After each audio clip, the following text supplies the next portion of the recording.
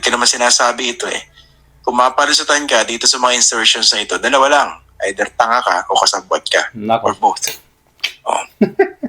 Kasi ako, hindi ako naniniwala na nagising lang ng isang umaga yung presidente na realize ganun na pala katindi itong corruption dito sa national budget. Kaya kailangan ko magsalita dito sa SONA. Kahiya naman kayo. O, see? Ito rin mo lang. Ano yun? Ganun lang yun. Again, dalawang bagay lang yan. Incompetence or complicity.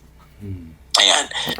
Nako po, matindi po ito mga kababayan. O, di ba, napakaganda po yung naging komento dito ni Christian Esiguera mga kababayan. Kaya pala nag-alboruto sa galit itong mga tangang loyalista mga kababayan dahil matindi po pala talaga ang naging banat nitong si Christian Esiguera. Pati itong si Anticlear mga kababayan ay pumalag din.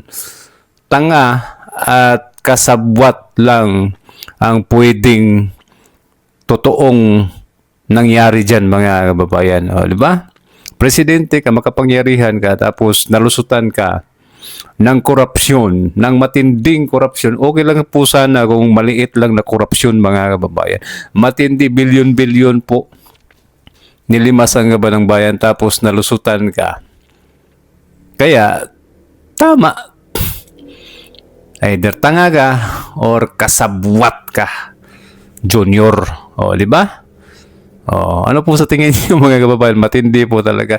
Ito si Christian Esiguera po mga kababayan, baluktot po ang dila nito. Oh. Kaya lang nagulantang ang mga tangang loyalista mga kababayan dahil biglang dumiritso ang dila. Biglang tumuwid. Kaya nag-alboruto, binakbakan po nila itong si Christian Esiguera mga kababayan. Oh, kinuyog po nila sa social media. Oh, at itong si Anticlear, pakinggan po ninyo kung ano po yung mga pinagsasabi niya patungkol po dito. At magkukomento po tayo at papakita ko po sa inyo kung gaano kawalang kwenta itong mga pinagsasabi ni Anticlear mga kababayan. Kaya pala tinawag kang impacta ng iilang mga tao at kinuyog ka sa ibang bansa. Pinagsabihan ka na pangit. Kasi puro pala maganda ang pinagsasabi mo patungkol sa Pangulo. Kahit napakalinaw na kahit napakaraming mga kabulustugan, mga maling ginagawa, hinayaan yung malunod sa baha ang Pilipinas, tapos ikaw puro ka papuri. O, di ba? Kaya baka isa ka rin sa tinatawag nitong si Christian Esiguera na tanga at kasabwat, Anticlear. O, di ba? O, ito po, pakinggan po natin mga kababayan. Eh syempre, itong binabanggit natin, hindi man ito marirealize sa mga DDS fanatics. Diba? Okay. Kasi hindi naman kami DDS, marirealize namin. So, ayan na mga kaklir. Mismo si Llamas nagsabi na hindi masama per se, by itself, ang insertion. Okay? Si Llamas. Paano ito nagiging masama? Nagiging masama siya kung na-release ang budget, tapos, yung taong pinagkatiwalaan mo na supposed to be gagawa ng proyekto, ginawa pa lang, ghost projects. Diba? Okay. Ang infrastructure mga clear, hindi ito parang face mask na makikita mo agad kung merong pagnanakaw, overpriced. Kasi nandiyan agad yung produkto. Ang infrastruktura, it will take time. Ulitin natin gusto ko lang ma-realize natin to. 2022, Ako. hindi yan budget ng Pangulo. Budget pa yan ni dating Pangulong Duterte. Okay? So doon na tayo muna sa 2023. Okay. So may proyekto. Panahon niya na Nandiyan si Manny Bonoan. Ito, project. Akuzar, housing. Ito, ipinangako Kaya. So, ano gawin ng Pangulo? Let's go! Miyembro yun ng kabinete mo Nalusutan. So, kailangan lang nila magtrabaho at gawin nila yung pinangako nila sa Pangulo. Ito ang kayang gawin. Presidente ka, tapos nalusutan ka. Okay. Na? O, di ba? Sige, infrastructure tayo Halimbawa, nagawa tayo tayo ng flood control. Halimbawa, dam. Halimbawa ng dam. So, ilan? Ilang years? Halimbawa lang, it will take 2.5 years. Diba? Bigay budget. Tingin mo on the first day na binigay ang budget, alam mo na may anomalya. Diba hindi? Bakit? It will take time. Kasi titignan mo kung nagagawa yung proyekto. Kasi meron kayong oras dyan. Meron kayong period kung kailan matatapos. May timetable kayo dyan. So, anong gagawin? May report. Meron na po. Tapos, 2023 tayo 2024, nararamdaman na ng Pangulo. Teka lang. Bakit yung ibang proyekto kailan ito matatapos? Kasi bumabaha. Diba? Bakit ba natanggal si Saltico? Sige, isip nga, bakit? Kasi hindi tanga yung Pangulo. May nararamdaman na siya. Pero kailangan niya siyempre kompletong ebidensya dahil hindi naman siya nag-EEJK. Due process. Di siya diktador. Diba? Di siya magpapakulong nang walang due process o na-violate ang due process. Now, sumunod. 2025. Ramdam na talaga siya. Namimiligro na talaga noon at that time. Si Senate.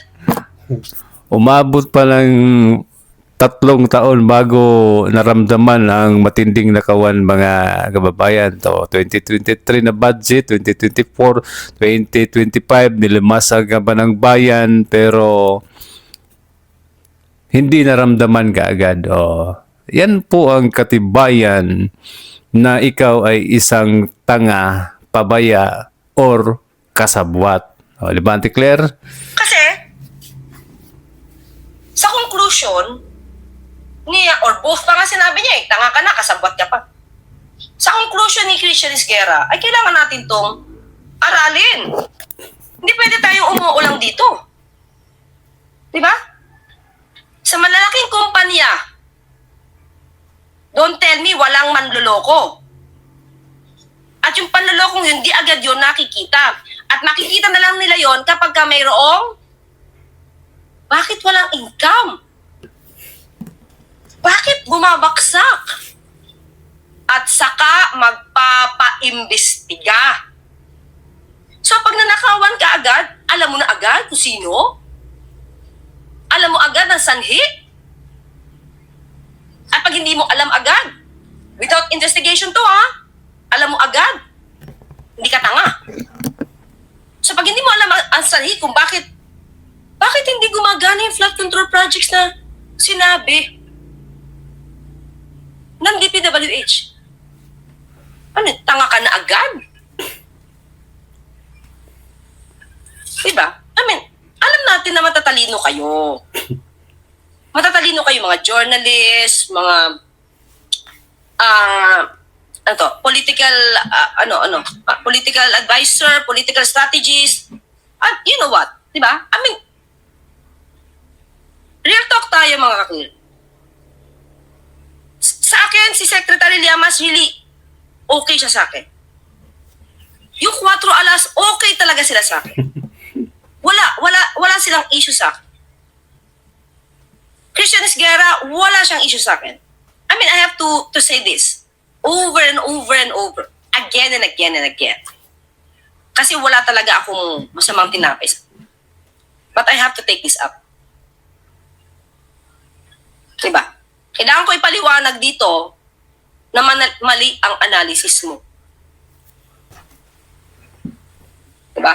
Para mag-conclude ka agad na dapat alam niya agad yung insertions kasi kung di niya alam yung insertions at nalusutan siya, tanga siya. Di mo pa nakita kung paano ginawa yung bill. Wala ka dun. Kung ang mga nakaraan na presidente, kung maayos ang mga project nila sa flood control, sana hindi na natin maranasan masyadong pagba. Yes, Gambola, Jessica Sardia. Di ba? Hindi na natin manananasan to. Siguro konting kumpuni na lang or kaya konti na ng dagdag. Kaya dapat isipin nyo, hindi ito kasalanan ng Pangulo. Meron siguro parte niya dahil nagtiwala siya sa DPWH. Yung pala, yung utak ng kanya mga opisyal ay build pa rin. Nag-start sa 2016 kay Diskaya, panahon ni dating Pangulo. Tumawid sa panahon ni Pangulo Marcos, pero naputol, di ba? Sinong pumutol sa kanila? Pinutol sila ni Pangulong Marcos Jr.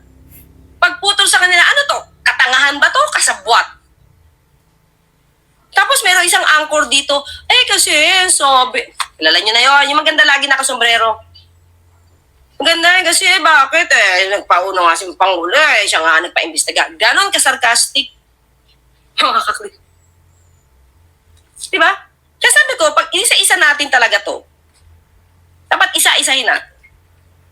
Para ma-realize din nila kung ano yung sinasabi nila. Otherwise, lagi tayo mabubulag dahil sila yung malinis, sila yung walang issue ng corruption. Iisipin mo, lahat na sinasabi nila, tama. Diba? Buti pa sila Kristan and Hiderian na mga dilawans. Wala ako ma-sense na negativity unlike kay Isguera. Sa atin nga walang issue yan. Kung negative siya kay Pangulo, wala siyang issue. Walang issue sa akin yan. Kasi sabi nga natin, kailangan din natin madinig. Pero, teka lang. Dapat yung nasa tamang konteksto. Pero kung sasabihin mo na ang Pangulo ay ganito, at ganyan, dahil sa ganito sitwasyon, teka lang. Himayin natin. Diba? Kundi dahil kay President BBM and his leadership, no one will begin the FC investigations. He got the wheels of justice turning. Totoo. Tingin nyo ba may pinagtatalunan tayo about flood control projects dito kung hindi yan sinimulan ng Pangulo? Diba? Diba bulag kayo lahat? Kung anong ginagawa ng DPWH? Kung sino yung nagbukas ng anomalya, tapos siya parang sasabihin na, tanga o kasabwat? Hello? Diba? Ayan po mga kababayan, narinig po ninyo ang kanyang paliwanag at palusot mga kababayan. At sa tingin po natin ay parang sablay-sablay po lahat yung palusot niya mga kababayan. Umabot na po ng ilang taon bago nalaman o na-detect ng Pangulo na merong matinding korupsyon mga kababayan sa kanyang gabinete. O, di ba? Kaya tama itong si Christian Isiguera mga kababayan na tanga, pabaya, at marahil kasabwat mga kababayan. O, 2023, 2024, 2025. O, tatlong nagdaan na national budget na pinirmahan mo tapos sasabihin mo na hindi mo alam ang nangyari. Hindi mo agad nalaman. O, di ba? Kaya, dalawa lang yan. Tanga or kasabwat. O, di ba? Kaya yung mga palusot mo, Auntie Claire, sablay na sablay po talaga. Haller!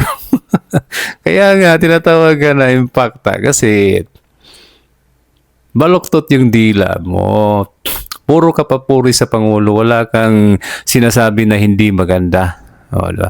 Maraming nakikitang matinding korupsyon, bilyon-bilyon ang nakawan, nilimasan ka ba ng bayan, nalunod na tayo sa baha, nalunod na tayo sa utang, tumataas yung dolyar, tumataas yung bilihin, lahat na lang.